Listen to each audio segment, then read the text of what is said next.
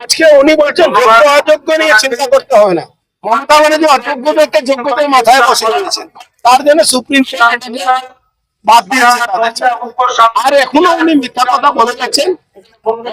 Supreme court বলে দিয়েছেন এদের চাকরি থাকবে না, এই সম্বন্ধে পড়াবার জন্য সুযোগ সুবিধা দিয়েছে। আর বলেছে যে আবার এসএসসি নতুন ভাবে যদি প্রিপারেশন করে ইন্টারভিউ এইবার থাকবে সেটা থেকে যাবে, ঠিক হয়ে যাবে। খবর কোন রকম ব্যবস্থা নেই। আরে মমতা ব্যানার্জি জেহাদি আছে, ও জেহাদিরা কাউকে জল খাওয়া দেয় না, গলা কাটে, উনি গলা কাটে। তোমার বাবা মা কালীঘাটে গিয়ে মানে অবস্থান করবে। উনি যদি এলাও করেন আমরা হাজার হাজার মানুষ গিয়ে ওনার সঙ্গে বসি।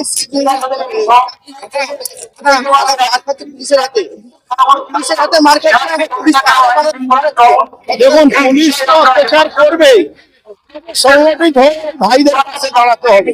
আমরা সেই ভাইদের পাশে আছি। আজকে সবাই যুবকের কর্মসংস্থান হবে, তাহলে কি মিথ্যা কথা বলে কোনোদিন হবে না।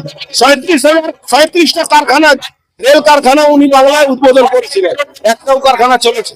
পশ্চিমবাংলা পুলিশ মন্ত্রী দুজনের শেষ টাইম এসে গেছে। এরা এখানে আইনের শাসন নেই, এখানে পুলিশের শাসন চলছে, এখানে মমতা ব্যানার্জি গুন্ডামে চলছে। একজন যে আমাদের কেন্দ্রীয় মন্ত্রী, তাকে এইভাবে গ্রেফতার করা যায় না, কিন্তু বেআইনি ভাবে গ্রেফতার করেছে। সারা বাংলা আন্দোলন করবে, আগামী দিন আরো বহু লোককে গ্রেফতার করবে, তাদের কোনো ভয় পাওয়ার ব্যাপার নেই। আমরা হিন্দুদেরকে বাঁচানোর জন্য লড়ছি। আমরা পশ্চিম বাংলার এখন কোনো ধর্মের লড়াই নেই, এখন পশ্চিম বাংলা শুধু হিন্দু আর মুসলমানের লড়াই আছে, কোন পার্টি আর কোন জাতের লড়াই নেই।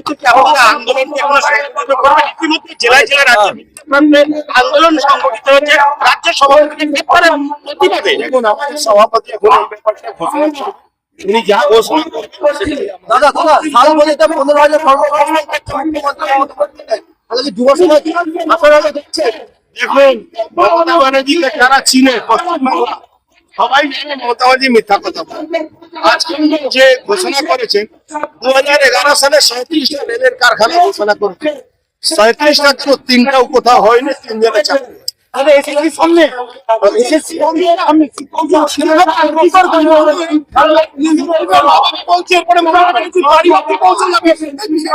যেদিন ওরা বাড়ি অব্দি যাবে আমাদেরকে যদি এলাও করে আমরাও সবাই যাবো।